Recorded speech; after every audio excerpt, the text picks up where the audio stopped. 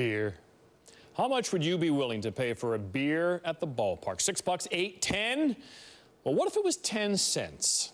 That happened in Cleveland 40 years ago this week when one such promotion went terribly wrong.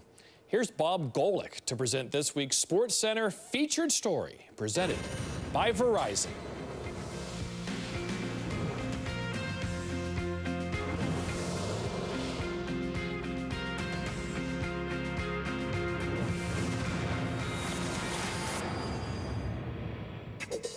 Hey everybody, my name is Bob Golick. Now, you might know me as a three-time Pro Bowler who played here at Cleveland, the old Cleveland Municipal Stadium.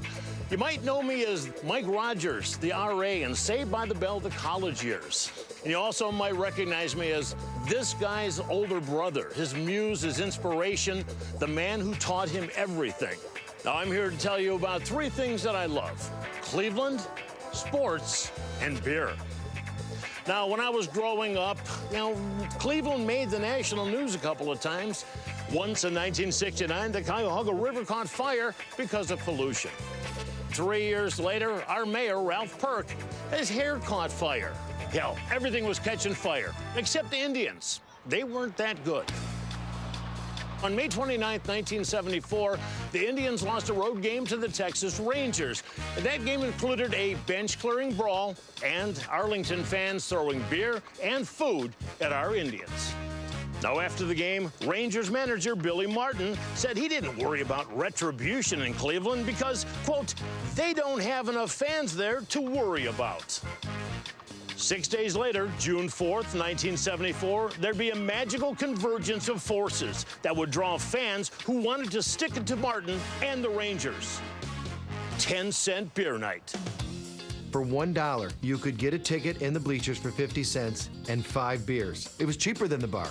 Since you're able to drink at 18, that brought a whole different and a younger crowd to the stadium. Half the fans that were going to be there were there for the beer, not the game. Now, I was only 16 and I couldn't drink, so why go to the game?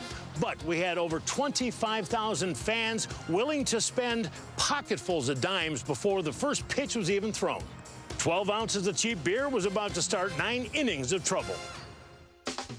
There was the woman who flashed the crowd with her shirt up, and then the guys who ran across the field, father and son team, and they dropped their drawers and mooned the crowd. A woman had come out to try to kiss Nestor Shylock, the umpire. I remember one guy jumping out of the third base stands with his clothes in his hands. I'll never forget, he tried to get over the fence, and he had no 2 black socks, and when he came down, the cop had one sock in his hand and the other sock was on the guy's foot.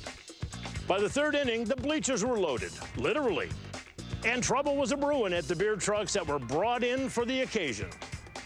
They were just clearly understaffed. They had 2 girls working that. One was collecting the money and one was trying to pour the beers, and it just wasn't working. The tensions were rising, and they picked up one of the tables and just threw it right over the truck. And her and the other girl just walked away and left the truck there. We just started filling up our own containers. And some people flipped the handle of the tap and just let it flow right into their mouths. By the 5th or 6th inning, there were 15 or 20 people jumping out of right field stands and 20 or 30 people jumping out of left field stands and running back and forth in between innings. The first half of the game, frankly, we're having a great time, laughing at all those antics, but suddenly it started to get serious. They started throwing cherry bombs into the Rangers' dugout. This has been a night of blatant stupidity. I must have had probably 15 or 20 pounds of hot dogs thrown at me playing first base. The one memorable thing I had thrown at me was an empty gallon jug of Thunderbird wine. I thought this is not all fun and games now. It's kind of gotten a little past the serious stage. These kids were so drunk, the game really was not important. Well, the fans might not have cared, but the team still did. The Indians had come from a 5-1 deficit to tie things up in the bottom of the 9th. But the beer fog had grown too thick. It was a powder keg full of designated drunks about to blow.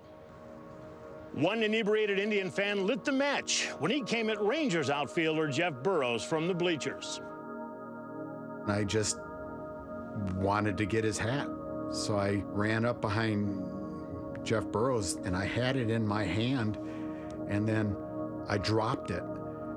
And so I went down to pick it up, and I looked up, and he looked at me, and I said, oh, hell. He kicked me right in the thigh, and he stumbled and fell down from the kick, and then the fans just really started pouring in. Now there's another group of morons running around in the outfield. Billy Martin said that he thought that Burroughs had been knocked down, and so he gets a bat and says, boys, let's go get him. And then the Rangers are defending themselves against this mob coming in. Now it's a full-scale riot. There has to be 200 people and more coming on the field.